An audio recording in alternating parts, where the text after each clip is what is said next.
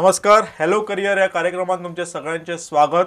Hello career ह्या कार्यक्रमान वेगवेगळ्या क्षेत्रातले मनीस हांगा येतात आणि त्यांच्याविषयी त्यांच्या क्षेत्राविषयी आम्ही जाणून घेतात, जेणेकरून आमच्या गोव्यातल्या भुरग्यांक वेगवेगळ्या क्षेत्राविषयी त्यांची जाणविकाय जातली. आज आम्ही आर्म फोर्स ह्या विषया आणि ह्या करिअर आम्ही कसे करू शकता याविषयी जाणून घेतले. आज आमच्यामध्ये असतात Venugopal Nair sir, secretary department सैनिक वेलफेअर गव्हर्नमेंट ऑफ गोवा हांचे पदाधिकारी. तुमचे या कार्यक्रमात स्वागत. सर, ऐसा मानना है कि हम जब आर्म फोर्स के बारे में बोलते हैं या देखते हैं तो हमारे जहन में केवल मूवी है या कोई लड़ने जाता है, तो यही चित्रण हमारे सिनेमा में या मूवी में किया गया है. आर्म फोर्स में ज्वाइन होना या ना केवल लड़ने के लिए जाना, ऐसा कुछ है या और कोई काम होता है? नहीं, ये सही बात नहीं है कि आर्म्ड फोर्सेस का प्राइमरी जॉब होता है कि देश का रक्षा करना, और जो देश के जो हमारे एनिमीज़ हैं अगर वो हमारे देश पर आक्रमण करते हैं तो नेचुरली अपने देश को डिफेंड करना, उसके लिए हमको कवर्ट ऑपरेशंस या ओवर्ट ऑपरेशन का ज़रूरत पड़ता है. लेकिन सभी टाइम पर ऐसा नहीं होता है. जो हमारी सीमाएं हैं, जो हमारी पश्चिमी सीमाएं हैं या हमारी उत्तरी सीमाएं हैं, उसके ऊपर हमारे आर्म फोर्स तैनात हैं. अब उसमें पूरे आर्म फोर्स तो तैनात नहीं होता, कुछ परसेंटेज वहाँ पर तैनात रहते हैं और पीस टाइम पर ट्रेनिंग करते हैं. इसके अलावा सिविल एडमिनिस्ट्रेशन को, जैसे बाढ़ आता है, भूकंप आता है, इसमें सहायता करते हैं. यहाँ तक कि जो बच्चे बोरवेल के अंदर गिर जाते हैं उनको भी उठाने के लिए आर्म फोर्सेस को ही बुलाया जाता है. सही बात. और प्रोफेशनली जो है काफ़ी ग्रोथ है इस फील्ड के अंदर. हर एक डिसिप्लिन के लोग, चाहे वो डॉक्टर्स हों, इंजीनियर्स हों, लॉयर्स हों, मेट्रोलॉजिस्ट हों, तो इन सब प्रोफेशन के लोग आर्म्ड फोर्सेस में काम करने जाते हैं, जिससे कि अपना प्रोफेशनल ग्रोथ होता है आर्म फोर्सेस के अंदर. कई हाई टेक इंस्टीट्यूट्स, यूनिवर्सिटीज़ ये आर्म फोर्सेस चलाते हैं. इससे जो प्रोफेशनल एंड जो पर्सनल जो उनका ग्रोथ है ये होता है. हम विभिन्न प्रकार के जॉब कर सकते हैं, तो हमें अगर आर्म फोर्स ज्वाइन करना है तो हम कहाँ से ज्वाइन कर सकते हैं, यानी जो ओपनिंग्स हैं आर्म फोर्स में वो किस प्रकार की है? और ये मैं जो आपको बोल रहा हूँ वो आर्मी के बारे में, और उसके बाद हम नेवी और एयरफोर्स के बारे में हाँ, बोलेंगे. अभी आर्म फोर्स जैसे हम बोलते हैं, इसके 3 सर्विसेज, आर्मी, नेवी और एयरफोर्स. अभी हम पहले आर्मी के बारे में बात करेंगे. ओके. अब आर्मी के अंदर 2 कैटेगरी के लोग जा सकते हैं. एक तो एज अ कमीशन्ड ऑफिसर और दूसरा पर्सन अदर देन ऑफिसर. अब ऑफिसर जाने के लिए कि आर्मी के अंदर कई फील्ड हैं. ओके. जैसे आपके सिविल में होता है उस टाइप के आर्मी के अंदर काफ़ी फील्ड होता है. एक फील्ड है, पहला वाला जो इन्फेंट्री बोल. इन्फेंट्री जो द बेसिक आर्म होता है आर्मी का, जो एक्चुअली ग्राउंड पर फाइट करता है.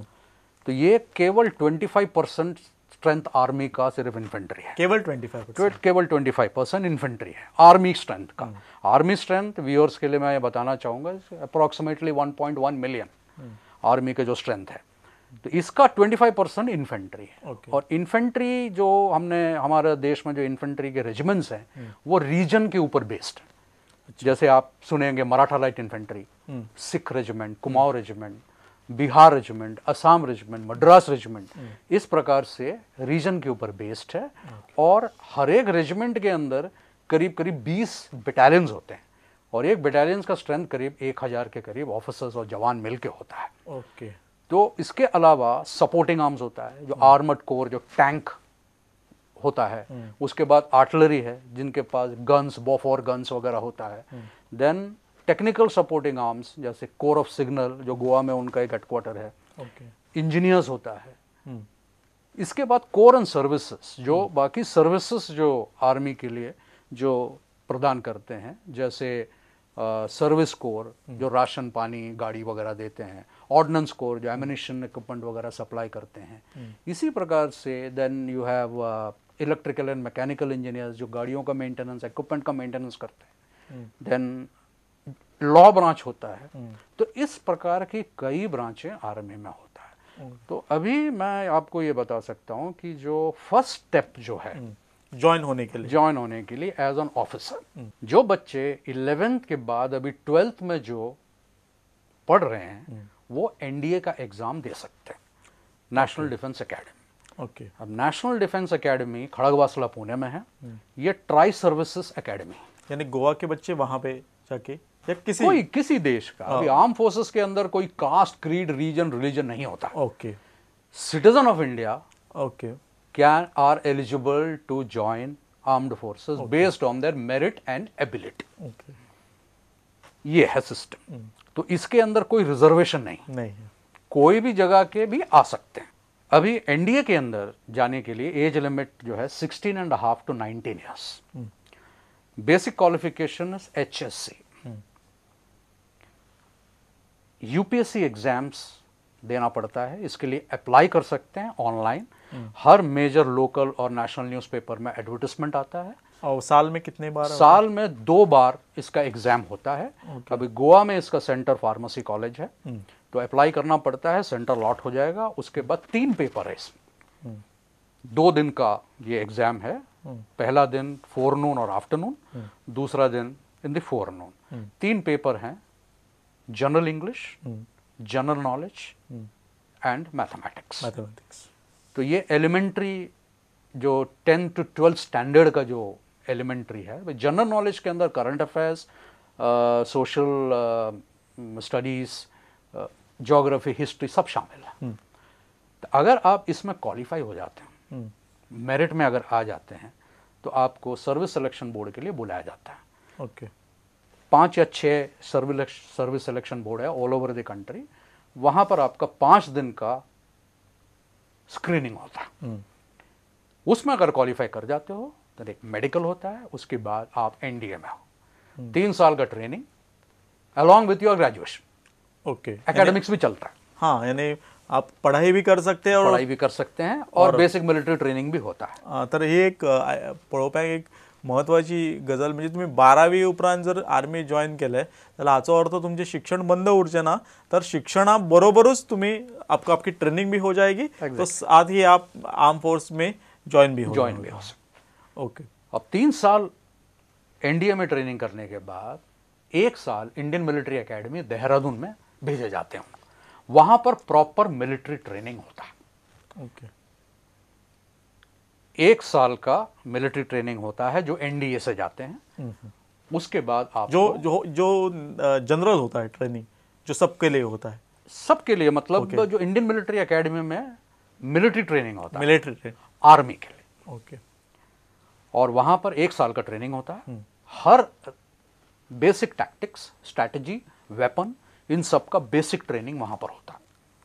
उसके बाद जो है आप कमीशन हो, पासिंग आउट पीरियड होता है, कमीशन होते हो। एज अ लेफ्टिनेंट आपको रैंक मिलता है as a group A gazetted officer, जिनका स्टार्टिंग सैलरी इटसेल्फ करीब 50,000 के आसपास होता है। इसके अलावा पर्क्स एंड प्रिविलेजेस काफ़ी ज़्यादा है, वो आगे हम डिस्कस करेंगे। ओके।